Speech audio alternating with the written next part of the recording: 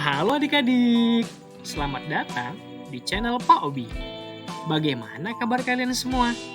Semoga dimanapun kalian berada, selalu dalam lindungan Tuhan Yang Maha Esa. Tetap selalu sehat, ceria, dan tentunya tambah semangat lagi belajarnya. Nah, adik-adik, sebelum kita lanjut ke video pembelajaran kita kali ini, jangan lupa di like dan subscribe dulu ya, agar adik-adik tidak ketinggalan video-video terbaru dari channel Pak Guru. Dan jangan lupa di-share juga ya kepada teman-teman yang lain. Nantinya, Pak Guru akan membersamai adik-adik semua belajar lewat video-video pembelajaran. Nah adik-adik, pada video pembelajaran kita kali ini, kita akan membahas mata pelajaran IPAS kelas 6 SD Kurikulum Merdeka. Kita memasuki bab 2, cerita tentang Indonesia kita. Topik A, kedatangan bangsa-bangsa asing di Indonesia. Ada di buku kalian halaman 25 sampai halaman 33. Nah, adik-adik, pada video pembelajaran kita kali ini, kita akan memasuki bab 2, cerita tentang Indonesia kita. Mia, Dara, dan Aga sedang melihat foto pada dinding museum. Sungguh menarik cerita yang ada dalam gambar ini. Inilah cerita tentang Indonesia kita yang menjadi kebanggaan sejak zaman nenek moyang kita. Ada cerita perjuangan bangsa Indonesia melawan penjajah, juga cerita perjuangan meraih kemerdekaan. Seperti apa cerita Indonesia kita? Kemudian, bagaimana perjuangan bangsa kita? Yuk kita pelajari bersama di bab ini. Tujuan pembelajaran kita yaitu yang pertama, mengenal sejarah, baik tokoh maupun periodisasinya di Indonesia, serta menghubungkan dengan konteks kehidupan saat ini. 2. Menceritakan kembali mengenai perjuangan bangsa Indonesia melawan imperialisme dan mencapai kemerdekaan. 3. Merefleksikan semangat juang para pahlawan, meneladani perjuangan dan sikap-sikap pahlawan yang diimplementasikan dalam tindakan nyata dalam kehidupan sehari-hari. 3. Merefleksikan semangat juang para pahlawan, meneladani perjuangan dan sikap-sikap pahlawan yang diimplementasikan dalam tindakan nyata dalam kehidupan sehari-hari. Nah, adik-adik, pada bab 2 ini, kita akan mulai dari topik A, kedatangan bangsa-bangsa asing di Indonesia.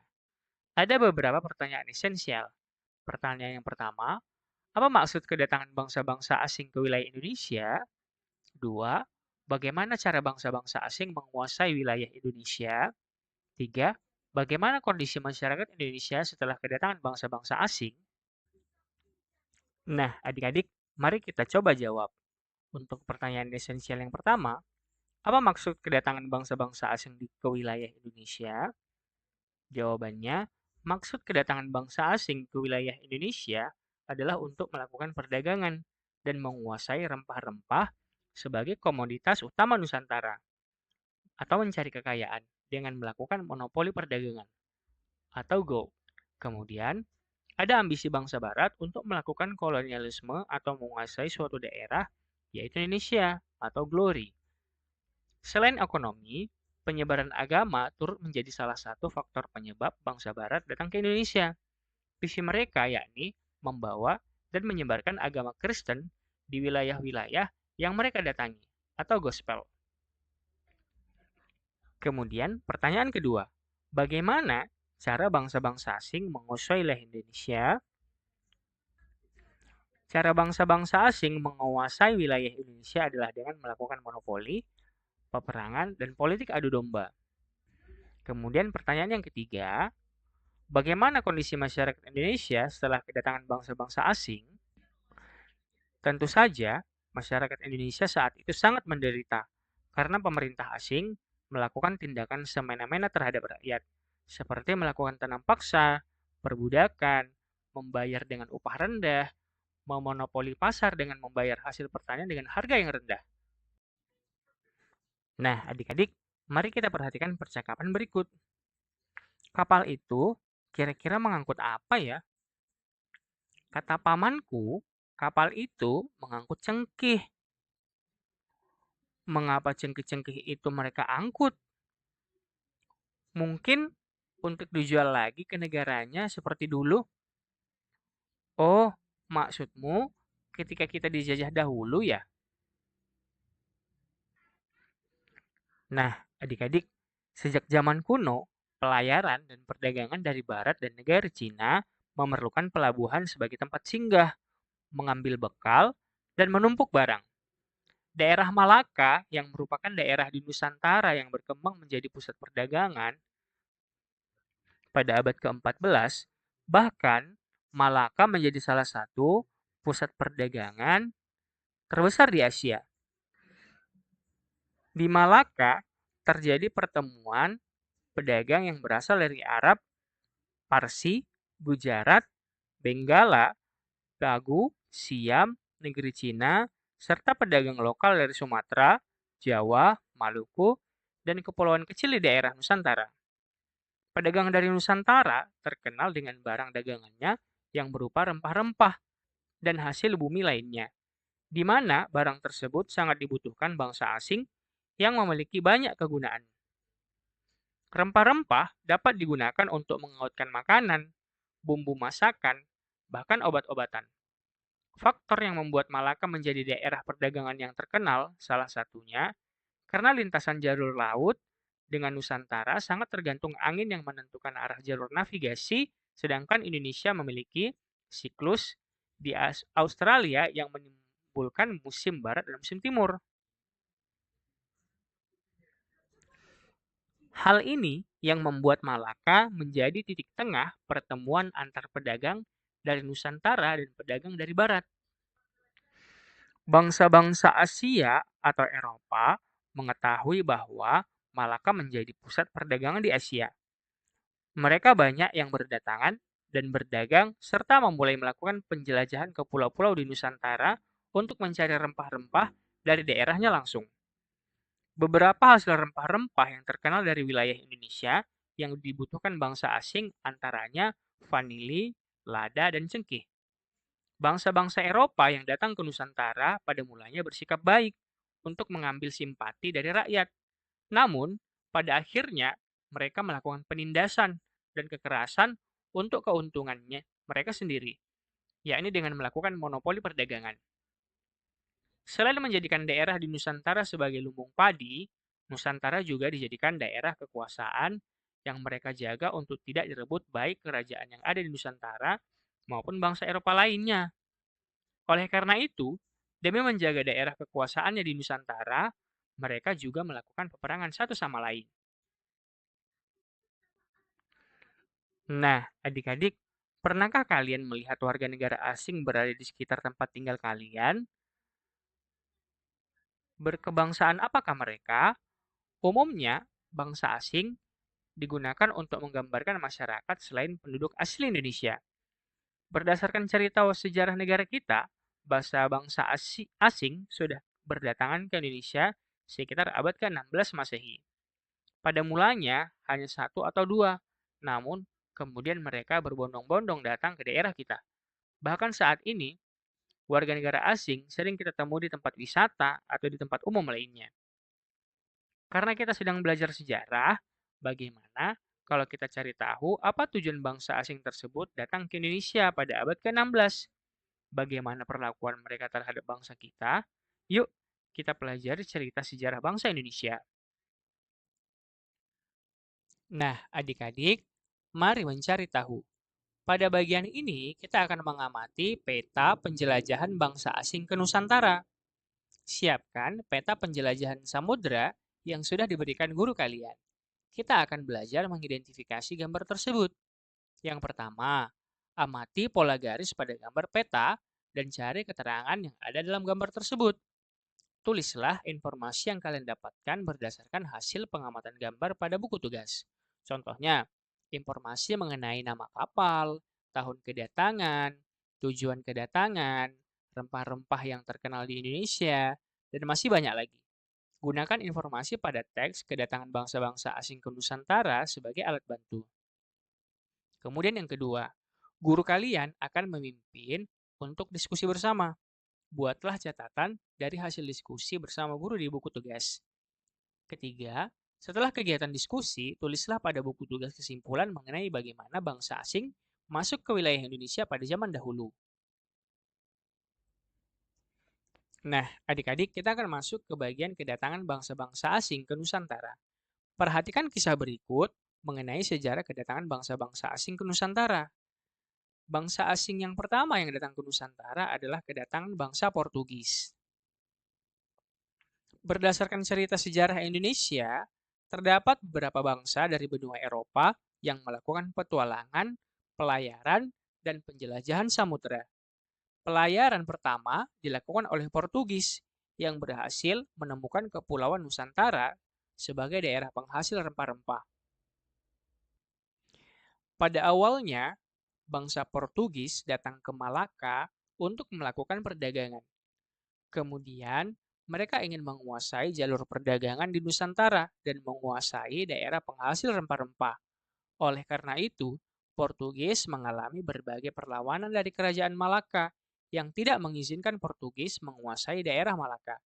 Namun, Portugis berhasil mengalahkan kerajaan Malaka atau yang sekarang adalah wilayah Malaysia yang menyebabkan kerajaan Malaka jatuh ke tangan Portugis pada tahun 1511. Selanjutnya, Portugis membuka kerjasama dengan kerajaan-kerajaan yang ada di wilayah Nusantara untuk perdagangan rempah-rempah, sampai pada akhirnya berhasil menemukan wilayah Maluku dan menguasainya hampir satu abad, yaitu dari tahun 1512 sampai 1615. Kemudian, yang kedua adalah kedatangan bangsa Spanyol. Bangsa Eropa yang menyusul Portugis yaitu bangsa Spanyol. Tujuan kedatangan mereka ke wilayah timur Indonesia hampir sama dengan bangsa sebelumnya. Tidak hanya melakukan perdagangan rempah-rempah, tetapi bangsa Spanyol mempunyai tujuan lain yang dikenal dengan istilah gold, glory, dan gospel pada daerah yang dikunjunginya. Bangsa Spanyol datang ke wilayah timur Indonesia, yakni daerah Tidore, Maluku. Pada saat kedatangan bangsa Spanyol tersebut, wilayah di Maluku sedang terjadi persaingan antara kerajaan Ternate dan kerajaan Tidore. Kerajaan Ternate mendapat dukungan dari bangsa Portugis dan kerajaan Tidore mendapat dukungan dari bangsa Spanyol. Akan tetapi, seiring perjalanan waktu, rakyat Ternate dan Tidore menyadari bahwa sebenarnya mereka dirugikan dengan kedatangan bangsa-bangsa asing, yaitu Portugis dan Spanyol. Sehingga mereka melakukan perlawanan dan berusaha mengusir bangsa asing dari wilayahnya. Kedatangan bangsa asing yang ketiga adalah kedatangan bangsa Belanda. Selanjutnya, bangsa Eropa yang datang ke Indonesia yaitu Belanda. Bangsa Belanda melakukan pelayaran dan berhasil mendarat di Banten pada tahun 1596. Kemudian, Belanda melakukan pelayaran lagi sampai menemukan tujuannya, yakni daerah timur Indonesia, yang terkenal dengan penghasil rempah-rempahnya. Pada awalnya, bangsa Belanda datang memiliki tujuan yang sama dengan bangsa sebelumnya, yaitu berdagang. Namun, seiring perjalanan waktu, bangsa Belanda ingin menguasai perdagangan di daerah Banten sehingga terjadi perlawanan dari rakyat Banten. Kemudian yang selanjutnya adalah kedatangan bangsa Eropa. Bangsa Eropa yang merupakan yang melakukan pelayaran ke Indonesia yaitu Inggris. Perdagangan rempah-rempah di Eropa sangat menguntungkan sehingga mereka berusaha mendapatkan dari daerah penghasil rempah-rempah yaitu Indonesia. Awalnya, semua bangsa Eropa yang datang ke Indonesia bertujuan untuk berdagang dan mendapatkan rempah-rempah. Seiring perjalanan waktu, mereka menginginkan keuntungan yang lebih dengan melakukan monopoli perdagangan. Dan pada akhirnya, melakukan penjajahan sehingga terjadi berbagai perlawanan dari rakyat Indonesia. Nah, adik-adik setelah membaca bagian pertama tadi, beberapa bangsa asing yang telah menjajah Indonesia, mari kita lakukan aktivitas berikut. Lakukan bersama, yaitu membuat lini masa cerita tentang Indonesia kita. Berkumpullah dengan kelompok kalian, Siapkan satu lembar kertas karton dan alat mewarnai untuk kegiatan ini. Pertama, bacalah kisah kedatangan bangsa asing ke Nusantara di atas. Kemudian yang kedua, guru kalian akan membantu untuk membagikan topik mengenai kisah tersebut. Ketiga, setiap anggota kelompok menuliskan informasi penting mengenai topiknya masing-masing pada kartu yang sudah disiapkan guru.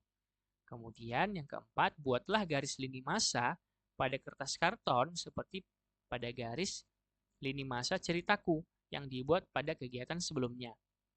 Kemudian yang kelima, beri judul cerita tentang Indonesia kita pada karton. Kemudian yang keenam, tempel kartu yang sudah berisi informasi penting pada kertas karton.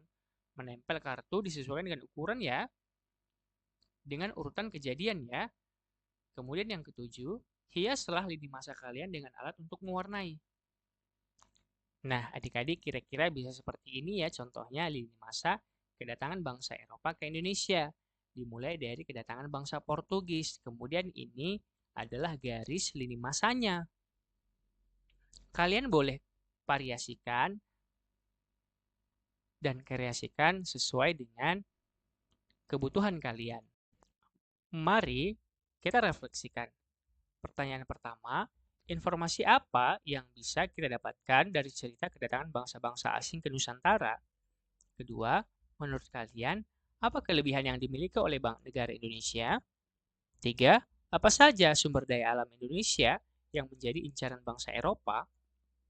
Empat, sebagai negara penghasil rempah-rempah, menurut kalian, apa potensi yang bisa dikembangkan di Indonesia?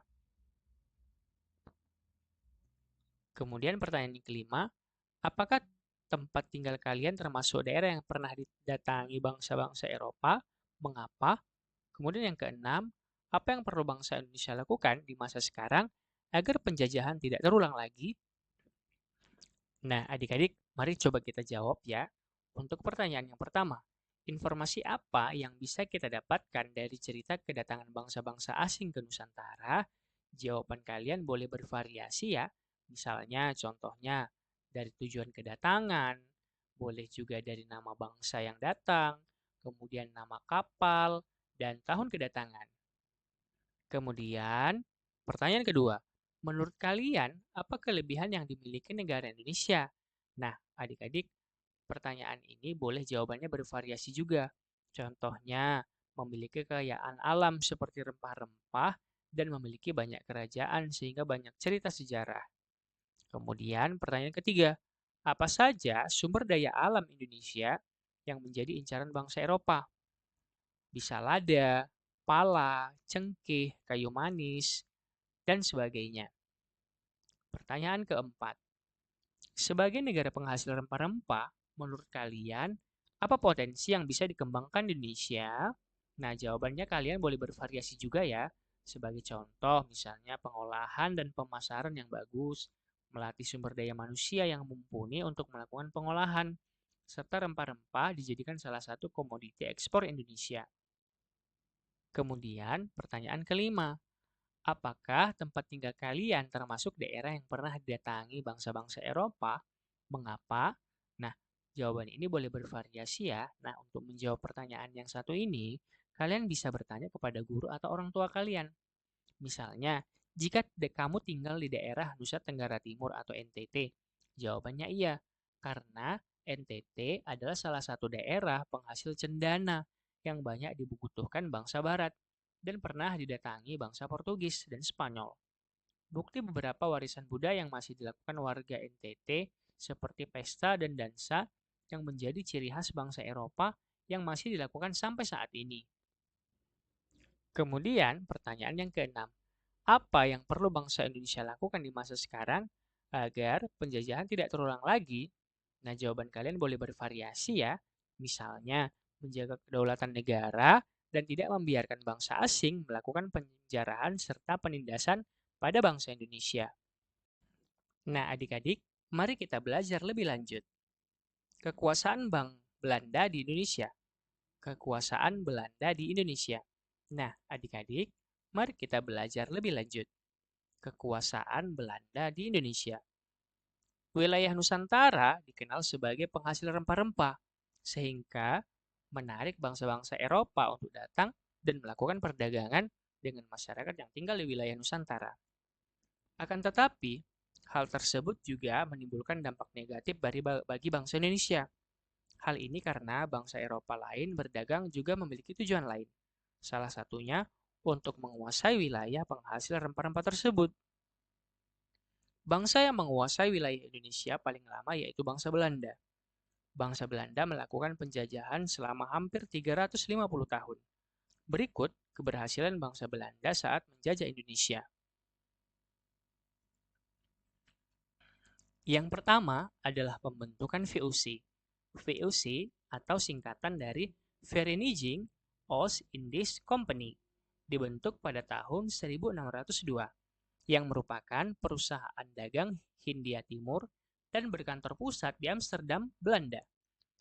Meskipun perusahaan dagang, namun VOC memiliki beberapa kewenangan istimewa, yaitu A. Melakukan penebangan tanaman rempah-rempah milik rakyat dan memberikan hukuman pada rakyat Indonesia apabila melanggar aturan monopoli tersebut. B. VOC dapat mengeluarkan mata uang sendiri. Kemudian C. Membentuk dan memiliki angkatan perang sendiri.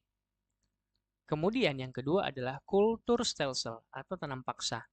Setelah VOC dibubarkan, terjadi perlawanan dari rakyat Indonesia. Salah satunya Perang Jawa yang berlangsung selama kurang lebih 5 tahun, yang dimulai dari tahun 1825 sampai 1830.